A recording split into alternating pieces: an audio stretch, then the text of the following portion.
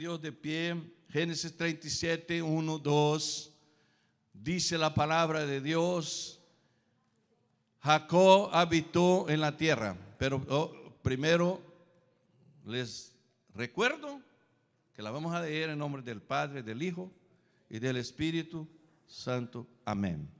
Por eso la vamos a leer con ganas y autoridad. Jacob habitó en la tierra de Canaán. Esta es la historia de la familia de Jacob. Jacob tenía 17 años y apacentaba las ovejas con sus hermanos. 17 años, ¿eh? El joven estaba con los hijos de Bila y con los hijos de Silpa, mujeres de su padre, y informaba a José a su padre de la mala fama de ellos. Padre, háblanos, tócanos, cámbianos, guíanos, transfórmanos, alúmbranos, empodéranos, instruyenos, libértanos, sánanos por el poder de tu sana, poderosa, gloriosa palabra, infalible, medicinal, eterna palabra, en el nombre de Jesús. Amén. Ahora sí pueden tomar asiento. También quiero, después, cuando dar las bienvenidas, yo quiero extender a todos las bienvenidas juntamente con mi esposa, pero ya voy adelantando que la pareja ahí de Texas regresó. ¿Ya ven? ¿De mudanza, hermanos, o de visita? Hermana Tere, hermano Salvador, ¿cómo?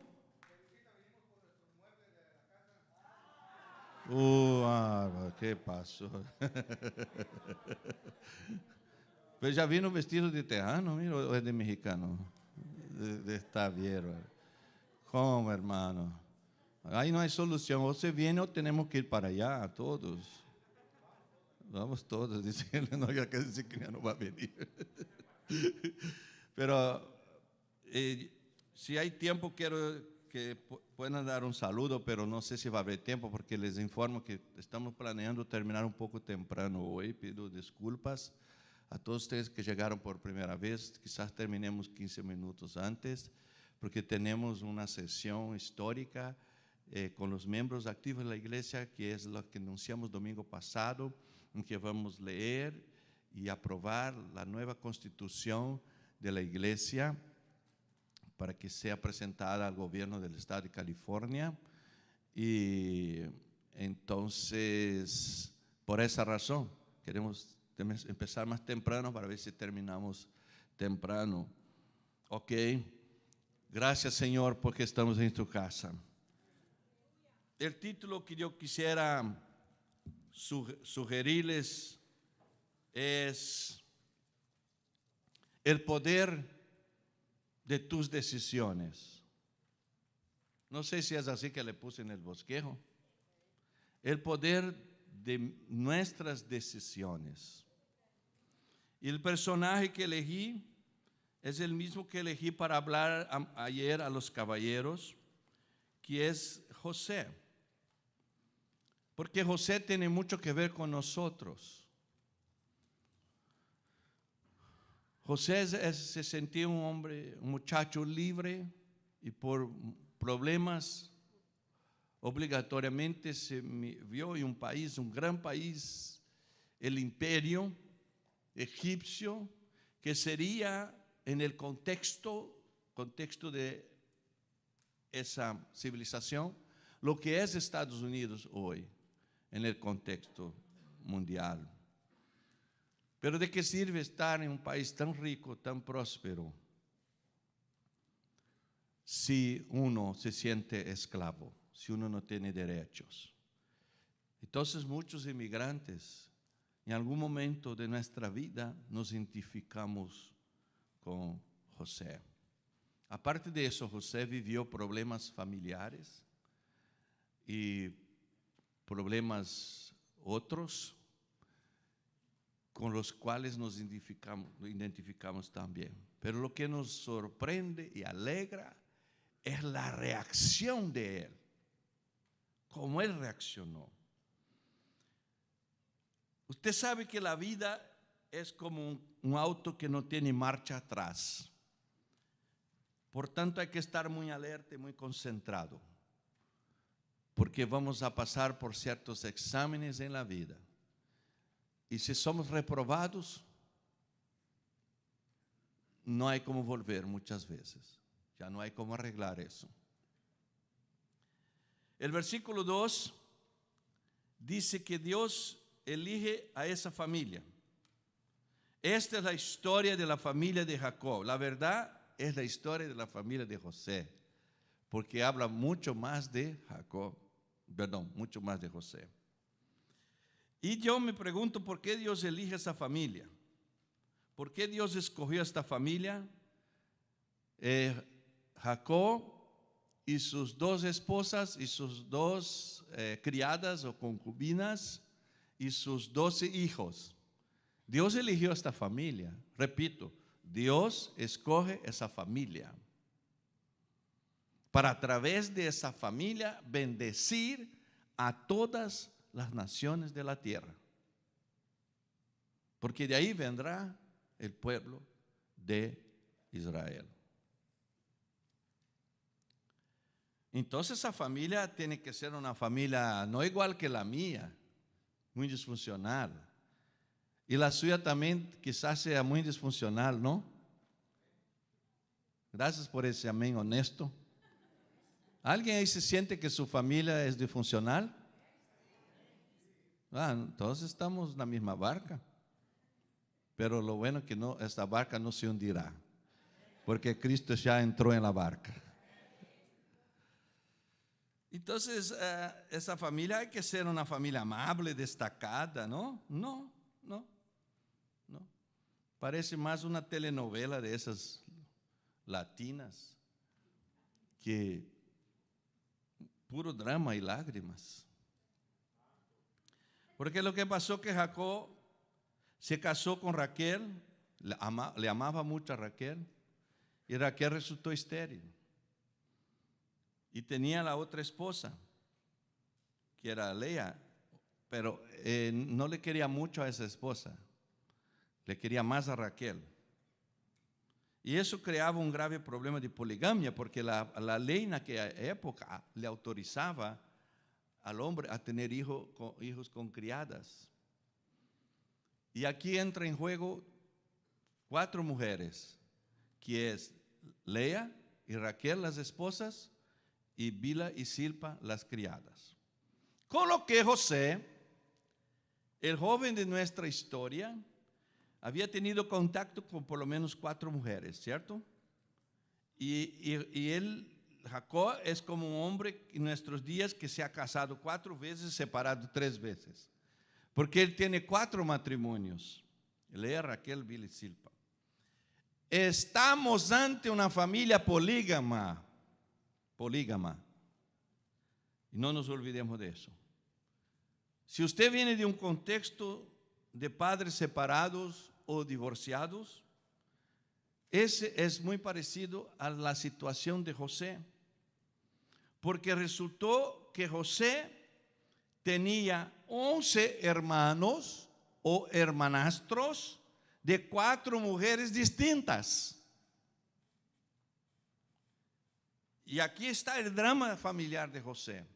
Pero todavía otra situación más penosa y más triste, que la madre de José, Raquel, era estéril, dejó de ser estéril y genera a José.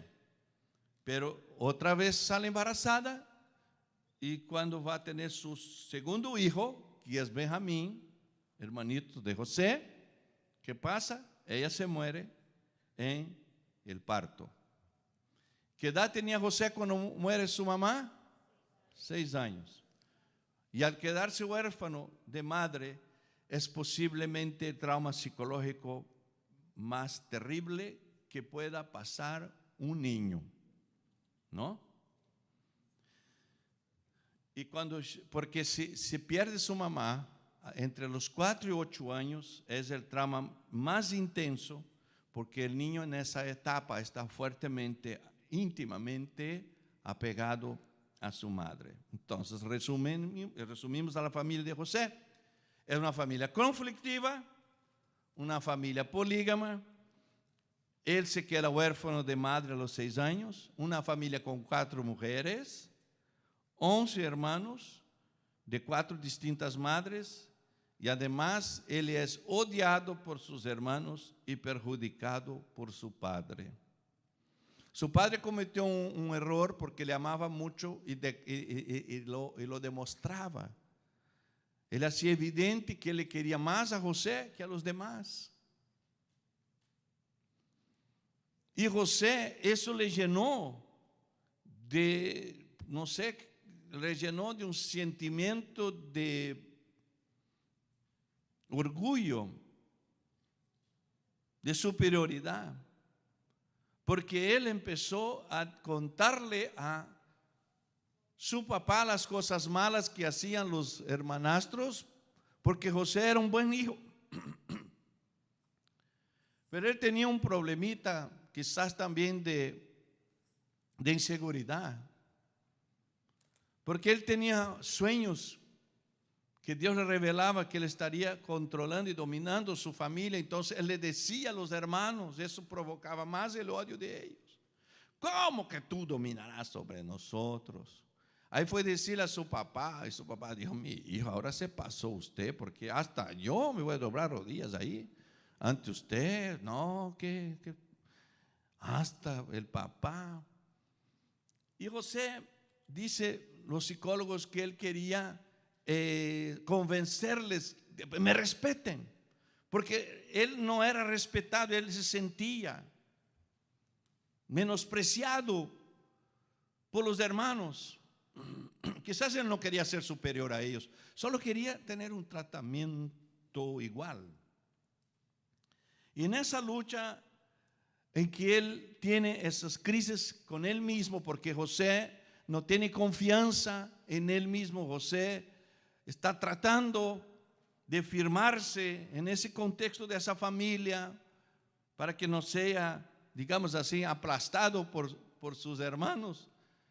En ese momento, quizás en una self-defense, ¿no? Una autodefensa, es que él reaccionaba de esa manera, pero cada vez que reaccionaba empeoraba más.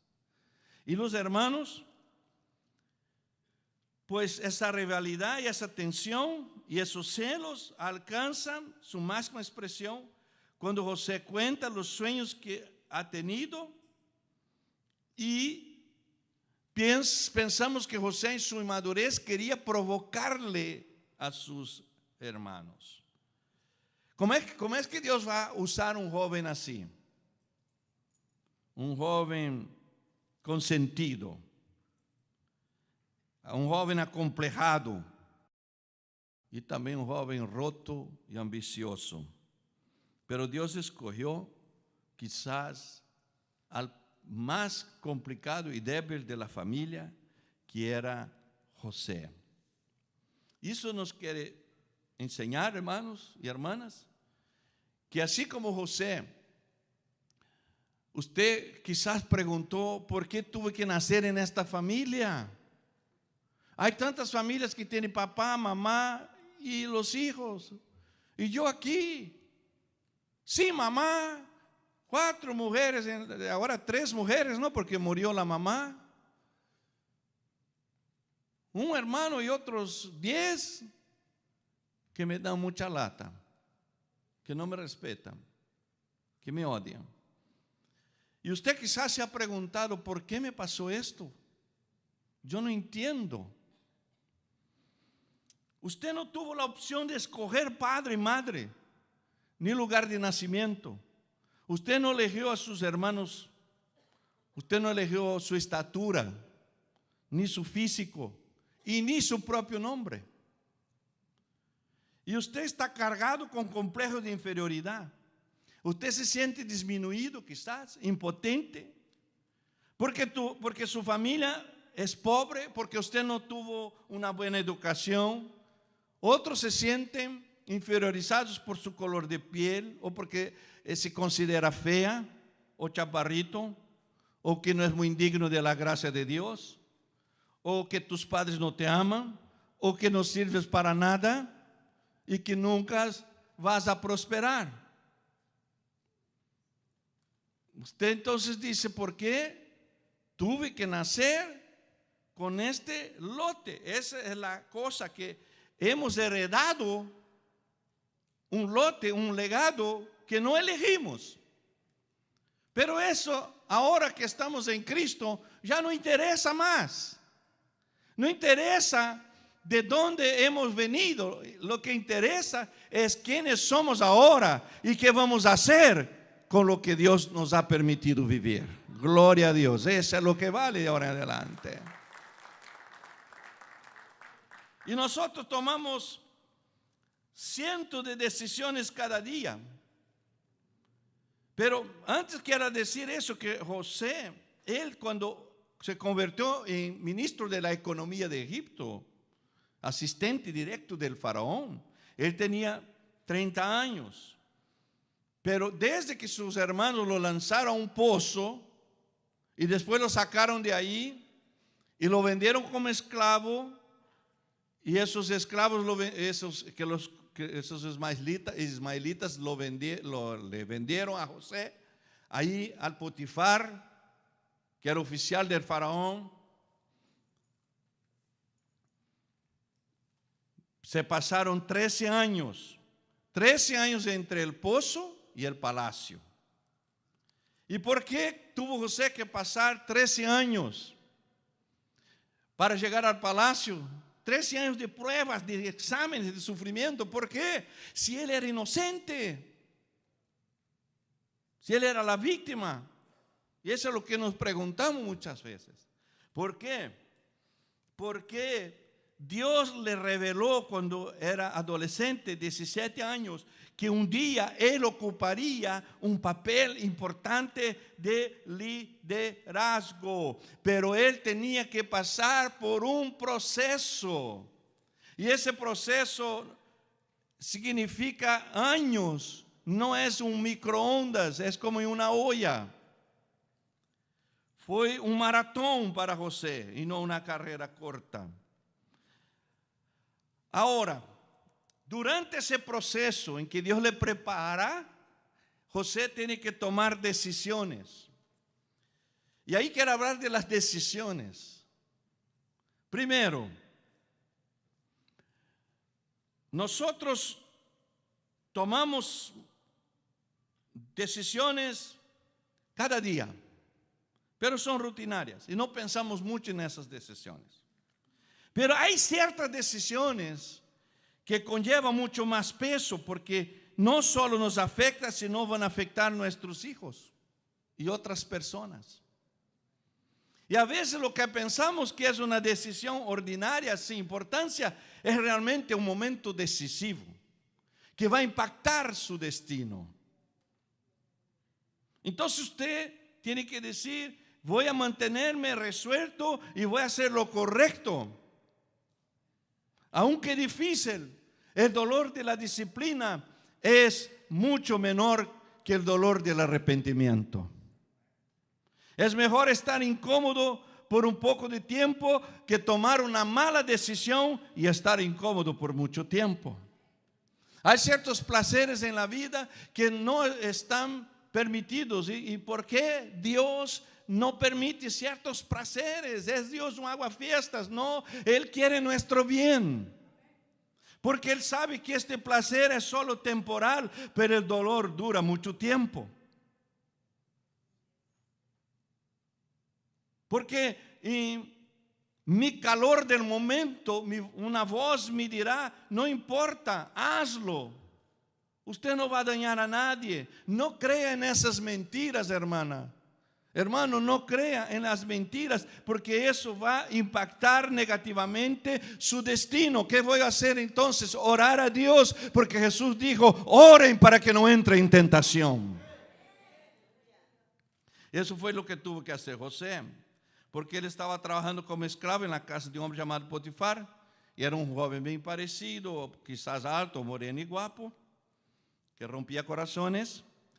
Y un día él andaba por la casa y metido en los asuntos, cuando la esposa de Potifar, joven y muy guapa, porque esos oficiales no se casaban con mujeres que no fueran así puras modelos. Y él intentó seducirlo y comenzó a insinuarle. Y José era un esclavo. José había sido traicionado por sus hermanos, fue lanzado en un pozo. Él pudo haber pensado, Dios se olvidó de mí y no va a pasar nada si yo me acuesto con ella. Además, esa es cosa de ella. Ay, yo estoy cansado de ser esclavo. Estoy listo para divertirme un poco. Él pudo haber bajado la guardia. Él pudo haber tomado la salida fácil, pero él no lo hizo. Él entendió que era un momento decisivo y él no iba a comprometerse. Entonces ella lo agarró de la manga y lo jaló, y la escritura dice que se apartó de ella y salió corriendo. Mire, no es muy macho hacer eso, ¿verdad? No es muy de hombre huir de una mujer, ¿no es cierto? Salió corriendo, note lo determinada que estaba. A veces hermanas, a veces para seguir la voluntad de Dios uno tiene que tomar decisiones drásticas. Y yo sé que no es muy macho eso de coger de una mujer, pero es lo que uno debe hacer. Es lo que tenemos que hacer. Y las mujeres también tienen que correr de salirse, escaparse de ciertos hombres. Y esa mujer, ¿sabe qué hizo? Ella se le rompió parte de su propia ropa y mintió acerca de él, lo acusó falsamente y él se fue a la prisión. Pero al final él fue puesto a cargo de todos los asuntos de Egipto. Él fue instalado como ministro. Y yo me imagino José siendo presentado a los oficiales como ministro de la economía de Egipto. Y ahí todos le vienen a saludar, ¿no? Y ahí viene Potifar, temblando. Ay, ¿qué me va a pasar ahora? Porque yo lo metí en la prisión. Y ahora el hombre está por encima de mí. Y yo puedo imaginar a ese joven de 30 años que le mira con esa serenidad, con ese brillo de la gloria de Dios en su cara, y dice: Señor Potifar, no se preocupe, todo está bien. Todo era un plan de Dios. Entonces dice la Biblia que José dale la vuelta a todo lo que le pasó. La moraleja, hermano, es que lo que usted hace en sus momentos decisivos lo construye o lo destruye. ¿Sí me está entendiendo? Algunos no entendieron. Voy a repetir eso. Lo que usted hace en sus momentos decisivos lo construye o lo destruye. Si José hubiera tomado el camino fácil, si él hubiera cedido, ¿Dios lo había perdonado, pastor? Sí, Dios lo hubiera perdonado, por supuesto. Ciertas decisiones no van a destruir mi vida, pero van a quitar mucho de los propósitos de lo que Dios había planeado. Vamos a quedar a medias. Pero Dios nos da otra oportunidad si fallamos. Pero para alcanzar su máximo potencial, usted tiene que pasar bien por ciertas pruebas. ¿Y cuáles son las 3 pruebas que pasó José? Número 1, el test de los problemas familiares. Segundo, la tentación sexual. Tercero, el examen de la ingratitud. Y de aquí entonces, para ir terminando, vamos a sacar 3 lecciones. Porque uno dice: eso es la con José. En mi caso, Dios no va a obrar así. Sí va a obrar. El Dios de José es nuestro Dios. Lo que es que Dios hizo con José, Él utilizó su pasado, las experiencias, el aprendizaje de su pasado. Él renueva y sana el presente de José, y Él garantiza el futuro de José, y a través de José garantiza el futuro de su familia que vino a vivir con él, sus vecinos en Egipto. 70 personas de su familia que vinieron a Egipto para vivir la prosperidad que había en Egipto gracias a José. Y el Dios de José es mi Dios y es tu Dios. Yo descubrí eso cuando fui a ser el gerente de una misión en São Paulo, Brasil, con mi esposa, y estaba temblando y miedoso. Decía, es demasiado para mí, yo no tengo experiencia en eso, no sé si lo voy a poder, porque allí tantas cosas y administración financiera y ventas, yo no soy vendedor y tantas cosas, y no conozco a nadie ahí de los líderes, de los misioneros de esta misión. Y un hermano me dijo, yo no sé por qué ciertos cristianos son así tan pesimistas. Usted tiene que creer como José, que todo lo que él ponía su mano, dice la Biblia, Dios bendecía. Él ponía su mano, Dios prosperaba. Él ponía su mano, Dios vindicaba. Uy, esa palabra me entró. Y yo entonces me enchufé y levanté la cabeza. Y dije, oh, ya, sí, Dios de José es mi Dios. Y yo empecé a orar y digo, Dios, dame la bendición de José. Donde yo y mi esposa pongamos la mano, prospere. Y Dios cumplió. Y poco tiempo después, de las 8 misiones que había en el país, la nuestra era la mayor, la mejor, y sosteníamos a todas las demás. Igual que José sostenía a su familia, nosotros sosteníamos a las demás misiones. Con la ganancia de nuestra misión, prosperidad tremenda. Teníamos una sala chiquita. 2 años después teníamos 7 salas así. Y fuimos rentando los salones, porque íbamos creciendo. Poníamos la mano, bendecido estaba. Por eso le estoy diciendo, lo que Dios hizo en la vida de José, puede hacer en tu vida también. Repita conmigo, el Dios de José es mi Dios. Por eso que yo declaro que esa historia de José es para enseñarnos que Dios tiene el poder y propósito de coger esta su herencia, ese es su pasado, y transformarlo en una obra de arte. Ese es el Dios que usa tu pasado, sana tu pasado, bendice tu presente y garantiza tu futuro. Aleluya. Voy a pedir que póngase de pie en presencia de Dios y diga conmigo, cuando ya estén de pie, repita conmigo, diga, Dios tiene poder de transformar mi pasado en una obra de arte. ¿Por qué? Porque a través de estos exámenes Dios moldea, Él refina, Él corta, poda, amputa y hace de esta herencia algo brillante.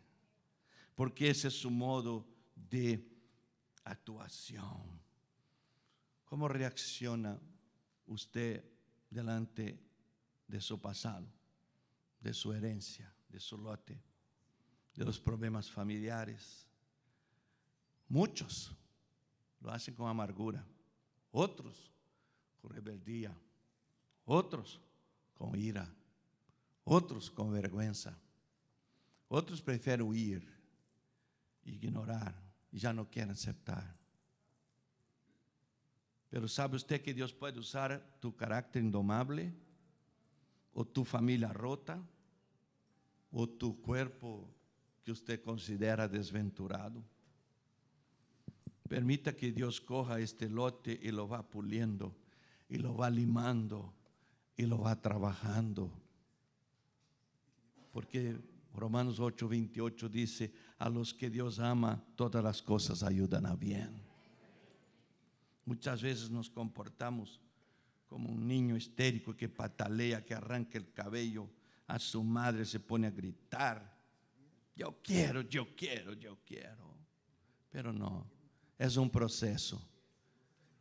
Si somos así, si no hace como yo quiero, yo me voy de la iglesia, yo me voy de la casa, yo me voy de este trabajo, yo abandono el ministerio. Niñitos grandes, niños de bigotes, Deja de berrinche, deja de patalear. Entienda que Dios está obrando. Permanece firme. Aleluya. El Señor va a restaurar. El Señor va a vindicar su futuro.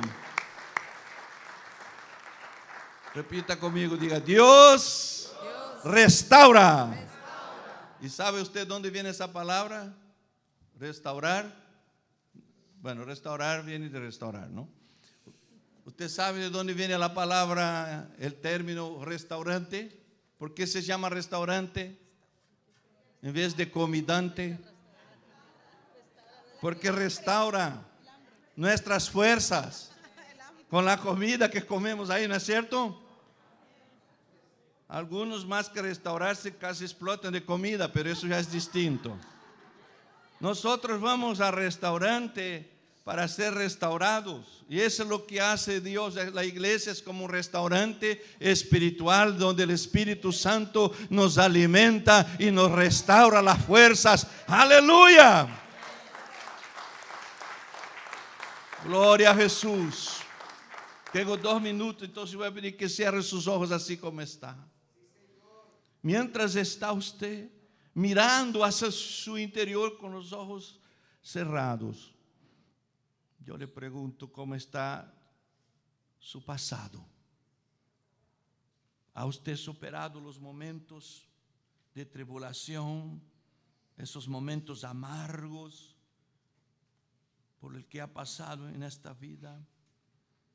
La muerte de un ser querido, una ruptura de una relación, problemas con los padres, problemas con los hijos.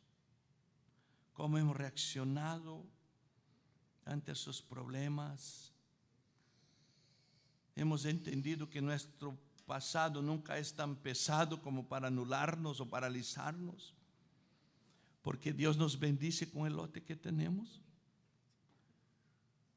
Hermana y hermano, pregunto: ¿cómo está tu presente? ¿Cómo te sientes? ¿Equipado? ¿Lleno de paciencia? ¿Lleno de ánimo? ¿Sería que Dios está a permitir en su vida exámenes? Quizá un trauma familiar, quizás peleas, quizás una tentación sexual, quizás sea difícil resistir. Quizás Dios está permitiendo ahora un examen de ingratitud que usted está sufriendo.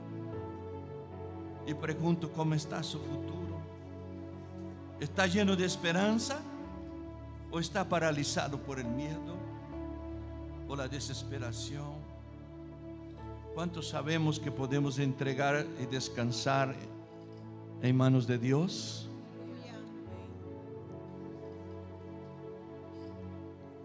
Me gustaría orar por usted en ese momento, así como está, suavemente, con mucho cariño. Yo lo voy a hacer. Padre Dios, aleluya.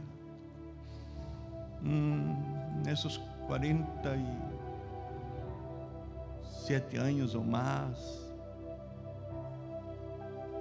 que he estado en tus caminos, te he visto restaurar vidas y familias y matrimonios que yo mismo no creía más que pudieran ser restaurados. Te he visto levantar, sanar y prosperar muchas vidas destrozadas, pero mi mayor testimonio es mi propia vida, lo que hiciste en mí, como la canción que cantamos. Y ahora, Padre, yo vindico esa misma victoria, esa bendición, mi Dios. Abre ahora el entendimiento de mi hermano y mi hermana. Incúlcales, Espíritu Santo, la misma mentalidad y los valores y la resistencia de José, que tú le diste a José. Dale a mi hermano, esa fortaleza mental y moral, ese discernimiento, porque cuántas veces, Señor, estamos padeciendo inútilmente, porque Casi todos esos temores que tenemos nunca van a suceder. No va a pasar nada. Aquí no pasa nada, todo está bien. Porque tú estás en el asunto, tú estás en nosotros. En el nombre de Jesús, sánanos, concientízanos, llénanos, empodéranos, como solamente tú lo puedes hacer. En el nombre de Jesús decimos amén. Aleluya. Quiero terminar entonces antes que cante.